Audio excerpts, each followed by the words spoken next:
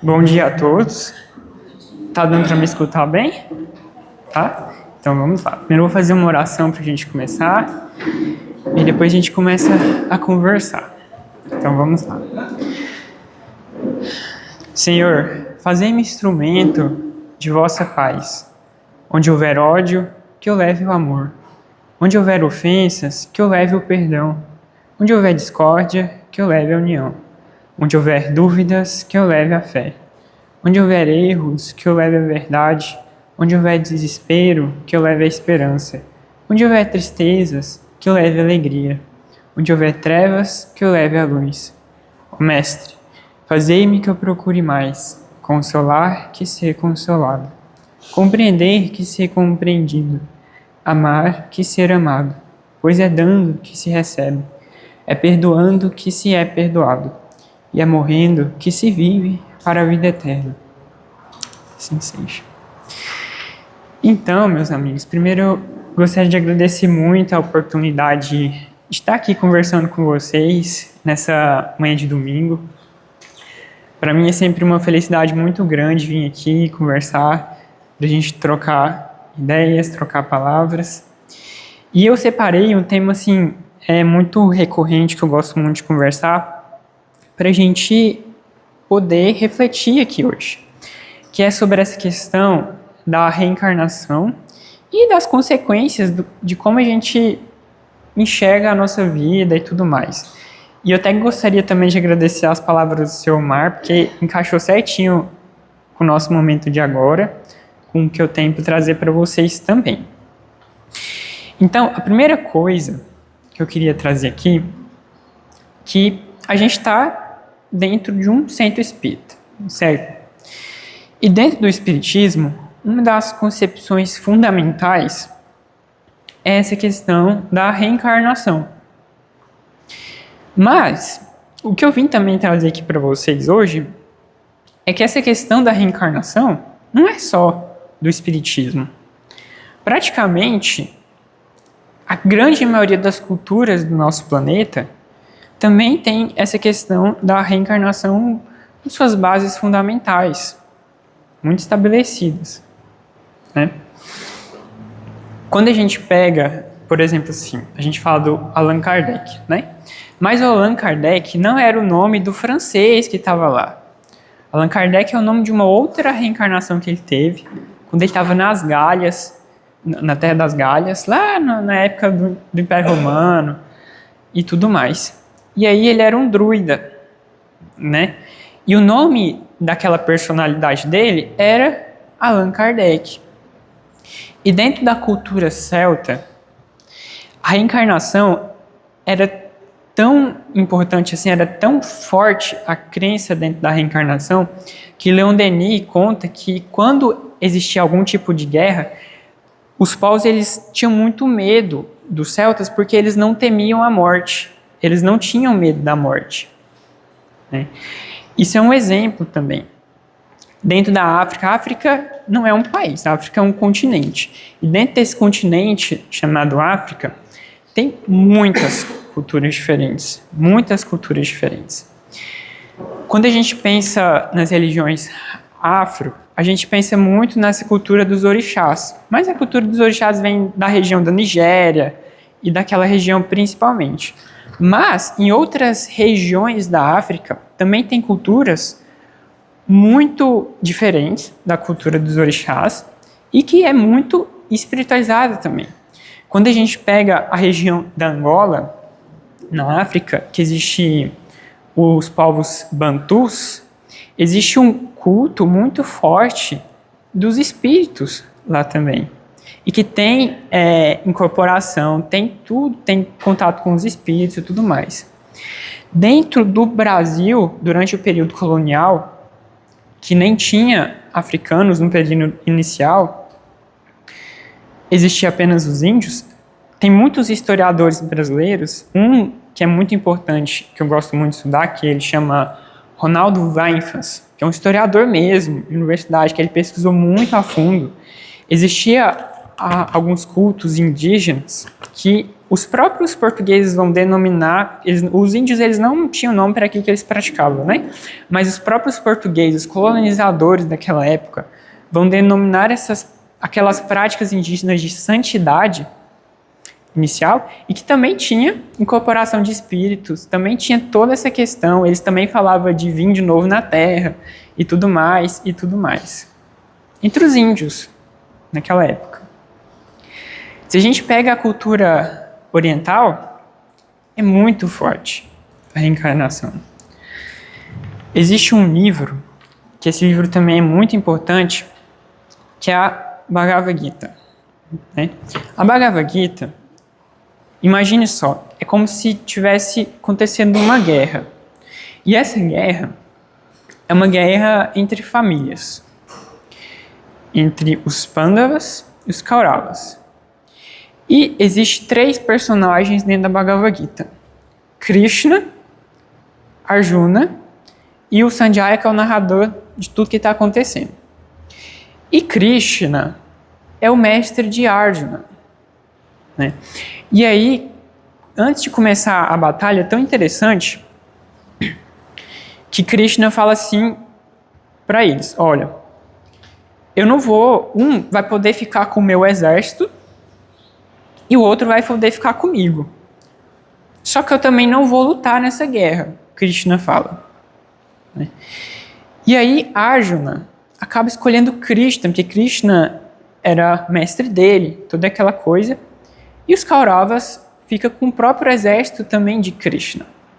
E cada um, essa guerra existem muitos simbolismos que envolvem essa guerra.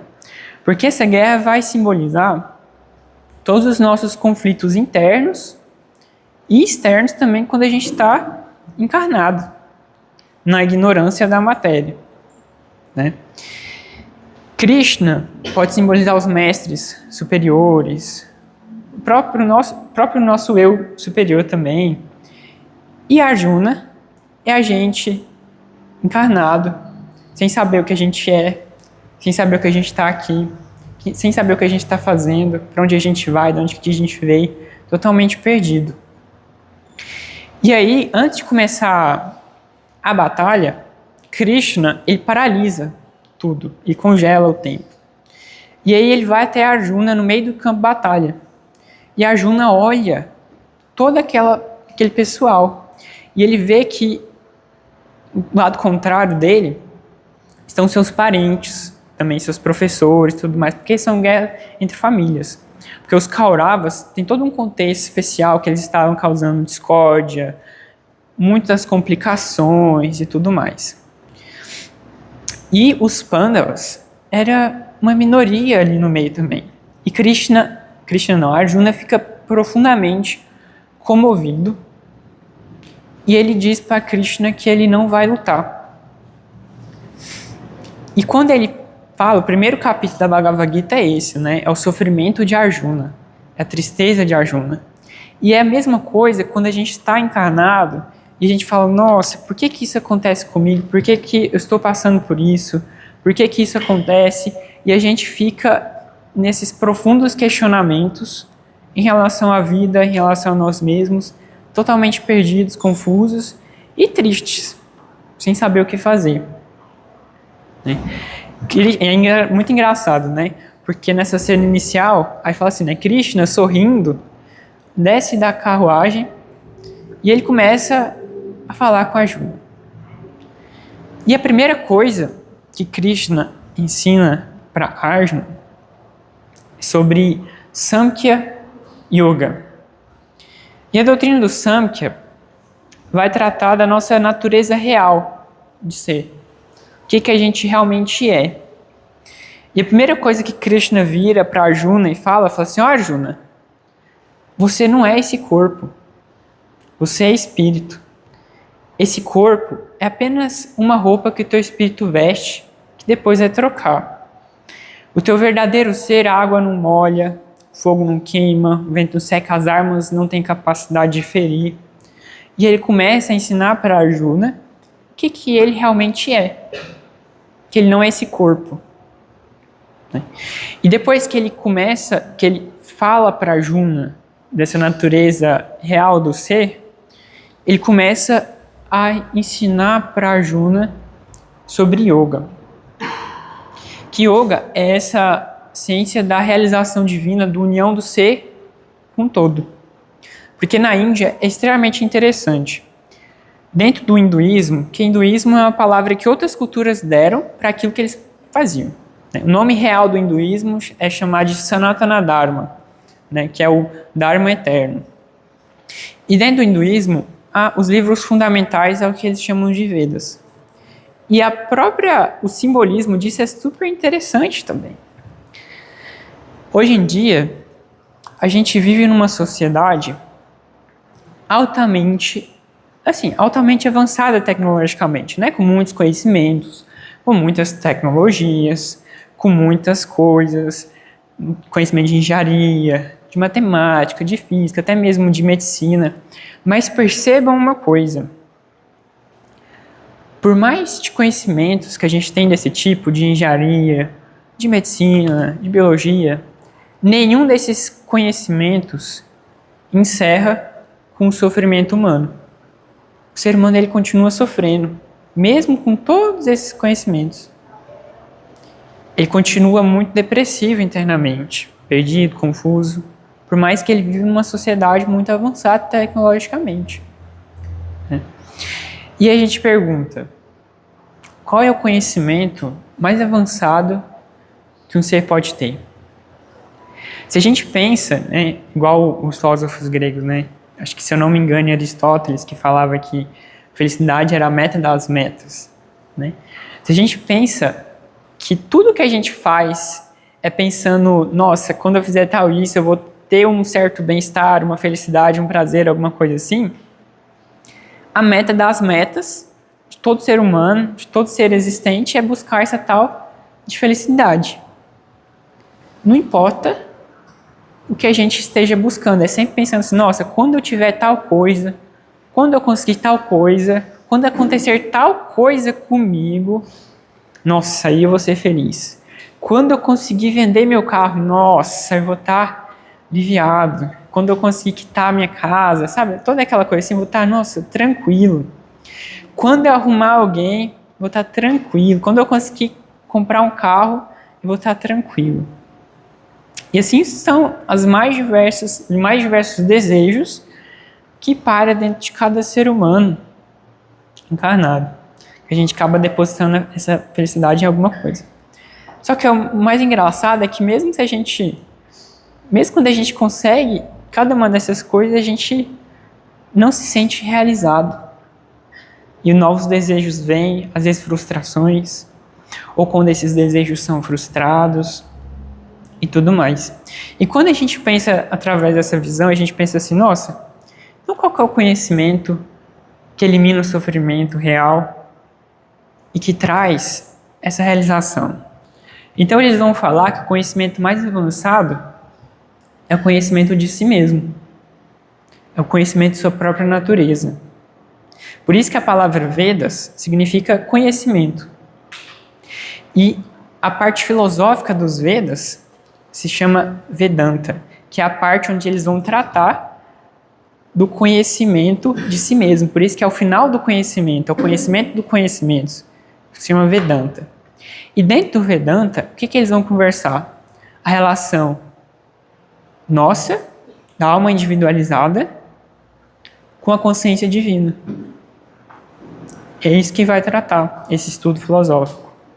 Mas eles falam assim, bom, não adianta só a gente conversar sobre isso, né? Como que a gente pode viver isso de verdade? Porque não adianta só a gente conversar. Como que eu posso viver isso? Revelar esse conhecimento e realmente, assim, ser feliz. Então aí vem yoga. Por isso que a palavra yoga significa união. Porque enquanto Vedanta vai tratar dessa relação da alma individualizada com a consciência divina, yoga é o caminho para revelar esse conhecimento, a se trazer à tona essa união. Por isso que se chama yoga, união. E dentro da Bhagavad Gita, que é a doutrina básica do yoga, Krishna vai ensinar yoga para Arjuna para eliminar o sofrimento dele. Então, depois que ele fala para Arjuna que ele não é esse corpo, que ele é espírito, que tem reencarnação e tudo mais, uma das primeiras coisas que ele ensina para Arjuna dentro do yoga é o Karma Yoga. A palavra karma, hoje em dia, né, é muito difundida, a gente fala muito sobre karma. Só que a gente fala de karma numa noção de que já é as consequências de uma ação, as consequências ruins de uma ação. A gente, nossa, olha aqui, esse aqui é meu karma, né, uma coisa ruim, negativa. Só que a palavra karma é uma palavra sânscrita e ela simplesmente significa ação. Somente ação. Então, Karma Yoga é a união com o divino através da nossa ação na vida. E aí quando a gente pensa na nossa ação, nas nossas escolhas, a gente também pensa nas consequências das nossas escolhas, né? E é muito interessante porque quando a gente vai refletir sobre essa questão das ações e também das consequências das ações, a gente vai perceber que o que realmente vai nos ensinar na vida são as consequências de nossas ações. Às vezes eu estou aqui conversando com vocês, ou alguns outros professores e tudo mais, mas o aprendizado real, ele vem a partir das nossas consequências das nossas ações, que é quando a gente vai sentir na nossa própria pele aquilo que a gente escolheu, aquilo que a gente fez e tudo mais. Se eu pego uma fruta, uma comida que nenhum de vocês experimentou, aí eu experimento. Nossa, aí tem todo aquele gosto, aquela sensação e tal. Aí eu venho aqui para vocês e falo assim, olha, tá vendo essa fruta aqui? Ela é desse jeito, ela é muito suculenta, ela tem esse gosto, ela tem essa textura e tudo mais. E eu começo a descrever essa fruta com muitos detalhes. Mas, por mais que eu descreva essa fruta, esse alimento para vocês ainda não vão conhecer essa fruta até experimentar delas, né? Então, por isso que todas as pessoas que estão encarnadas, elas vão ter o aprendizado. Seja aquelas pessoas que a gente às vezes julga estar no caminho das trevas ou estar no caminho da luz, mas as duas pessoas, elas estão no aprendizado também. Aquela pessoa que segue pelo caminho que a gente julga das trevas, as consequências que isso vai gerar para ela é ela aprender sobre a luz, através das próprias consequências dela. Então, todas as pessoas que estão encarnadas não estão fora desse aprendizado. E aí que entra uma questão muito importante, isso que eu nem estou falando dessa questão do evangelho, como eu também já falei nas minhas outras palestras, que quando a gente pega o Evangelho segundo o Espiritismo também, um dos primeiros capítulos dele é o Meu Reino Não É Deste Mundo, que ele vai falar dessa questão da reencarnação também. Ele vai falar assim que a base de todo o pensamento, a lógica de todo o pensamento de Jesus parte desse princípio da reencarnação, para a gente entender o porquê que Jesus vai ensinar todas aquelas coisas, né? E aí, quando a gente tem essa perspectiva, essa visão, existem dois questionamentos importantes para a gente fazer. Como que a gente está enxergando a nós mesmos e como que a gente está enxergando o outro? Porque grande parte, se não toda parte de nossa ação é com base nas nossas crenças, é com base naquilo que a gente acredita. Às vezes a dificuldade de perdoar, de saber lidar com o outro, de enxergar o outro, às vezes de ser muito rígido em relação ao que o outro vai escolher. Às vezes a gente quer que outra pessoa escolha tal caminho e a pessoa não quer escolher aquele caminho, e aí existe muito conflito naquilo. Toda essa rigidez, toda essa dificuldade de se relacionar com o outro, de se relacionar com a vida, ela tem suas raízes nas nossas crenças. Só que existe um problema sério nisso também.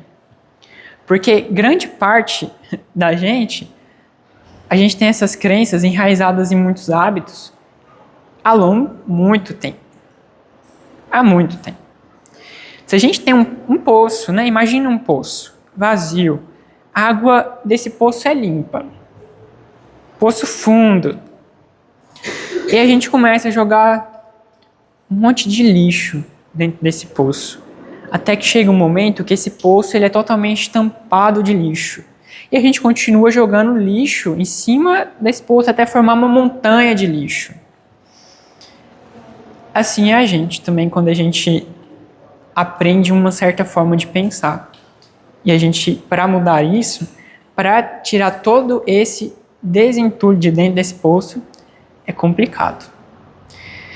Por que Jesus falava que ninguém vai entrar no reino dos céus se não tornar criança novamente? O que essa criança simboliza? Todos esses preconceitos, a forma de enxergar, a forma de lidar, isso são coisas aprendidas. A gente aprende uma forma de pensar. A gente aprende preconceitos, a gente aprende uma forma de enxergar a vida, a gente aprende coisas que são dualistas, no sentido assim de certo e errado, isso aqui é bom, isso aqui é ruim. Tudo isso são aprendidos. Às vezes o que é certo para uma cultura é errado para outra, a gente julga o outro, é igual quando os portugueses chegaram aqui, eles julgavam o índio por andar peladão, toda aquela coisa, mas para os índios isso é natural. Então, tudo isso são coisas aprendidas. Tanto é que tem um mestre que eu acho muito engraçado, ele falava assim que ele não tinha nada a ensinar, ele só tinha coisas a desaprender. Só tinha coisas a desaprender. E é justamente isso. E a gente vai, a partir dessas crenças, dessas formas de enxergar, a gente vai fazer uma série de ações. E ações repetidas, quando a gente faz ações muitas vezes de forma repetida, aquilo se torna um hábito. Um hábito nada mais é do que aquela ação que a gente faz sem esforço. Aquela ação que a gente faz sem pensar muito. E esse hábito, ele vira até tendências em nós a pensamentos, a ações, o que eu vou falar para uma outra pessoa, o que eu vou sentir em relação a uma outra pessoa, como que eu estou enxergando e julgando o outro. Tudo isso. E para mudar isso, costumo falar 3 coisas. Dói, demora e dá trabalho. E existe muito esforço. Só que isso é uma coisa que também vale a pena mudar isso, porque a gente vai trazer uma leveza e trazer uma harmonia muito grande para nós, uma verdadeira realização. Enfim. E aí que existe também, de onde que vem uma frase que se fala muito, que é o seguinte: não existe cura sem mudança. Imagine que eu tenho série de hábitos, uma série de ações, e aquelas ações, aqueles hábitos vai trazer consequências. E às vezes essas consequências são doenças também. Muitas doenças, seja físicas, seja emocionais. Aí essas doenças, elas vão ter sintomas. Igual, se eu pego gripe, eu vou ficar resfriado, eu vou ficar com febre, com a garganta ruim. Tudo isso são sintomas da doença que eu tô. E a gente vai no médico. Aí o médico, o que ele vai passar? Ele vai passar remédio. Só que esse remédio, ele vai tratar os sintomas da doença. Ele não vai tratar as causas da doença. Para a gente eliminar a doença, a gente tem que tratar as causas da doença. E para tratar as causas da doença, o que a gente precisa? De mudança. Em todos os sentidos. Seja de visão, seja de escolhas que eu estou tomando, seja do que eu coloco para dentro de mim, do que eu faço no meu dia a dia, de tudo. Tem os cientistas, eles fizeram um estudo, e aí eles chegaram, tem até, é muito famoso, né, que é o homem mais feliz do mundo. E o homem mais feliz do mundo, segundo a ciência, é um monge budista, que ele é francês, né? Depois ele foi lá para a Índia e tudo mais, ligado ao budismo tibetano e tudo mais. E o budismo tibetano é muito incrível também, né? E aí tem muitas palestras dele, o nome dele é Mathieu Ricard, né? E ele vai falar que às vezes a gente tem certas concepções, ideias, de que às vezes a felicidade é muito ligado com experiências prazerosas, né? Mas aí imagine só, a gente pensa assim, nossa, que vontade de comer aquele bolo gostoso, aquela comida gostosa, escutar aquela música, isso me faz sentir bem, né? Feliz, toda aquela coisa. Imagina só que a gente vai comer esse bolo todas as refeições. Você vai acordar, vai comer esse bolo, vai almoçar esse bolo, vai jantar esse bolo, no outro dia também vai ser esse bolo. E a gente sempre vai comer só esse bolo. Vai chegar no momento que a gente não vai querer nem ver esse bolo na frente da gente. Imagine que se a gente pega aquela música gostosa, aquela música boa, aí a partir daquele momento a gente só vai escutar aquela música. Ia ficar o tempo todo escutando aquela música. Só aquela música sem parar. Vai chegar no momento que a gente não vai suportar. E aquilo ali é extremamente intolerável. Ninguém dá conta de lidar com sucessivas experiências de prazer desse tipo. Prazer, ele é uma coisa temporal, ali, momentânea, nesse sentido. Que não está normalmente ligado com a felicidade real. E aí eu trago um questionamento para cada um de vocês refletir. Porque, normalmente, a gente entra no sofrimento pelas portas da felicidade. Cada aspecto desse daqui a gente considera que vai trazer felicidade, ele tem um potencial muito grande de também trazer sofrimento. Se eu julgo, nossa, eu queria estar tanto com aquela pessoa, aí eu consigo aquela pessoa, eu vou sentir apego, vou sentir medo, ciúme, e aquilo ali vai trazer muita desarmonia interna também. Se eu, nossa, eu quero tanto ter um carro, eu consigo, o carro vai dar problema. A casa também vai ter problema. A pessoa que tem a casa vai ter problemas da pessoa que tem a casa. Ninguém escapa desse tipo dos problemas. E a gente pensa assim, nossa, será que tem solução isso tudo? Aí tem aquelas pessoas que constroem aqueles prédios gigantes que internamente o interior dela está demolido. Ela constrói aquilo tudo e acaba tendo uma tragédia interna nesse sentido que eu estou falando. Assim, externamente tem tudo, internamente não tem nada. E aquelas pessoas também que às vezes externamente não tem nada e que internamente tem uma força interna, assim, uma resiliência, mesmo nas maiores dificuldades, tá bem, tá leve, tranquilo. E a gente vai perguntar, como isso? Como trazer por que disso?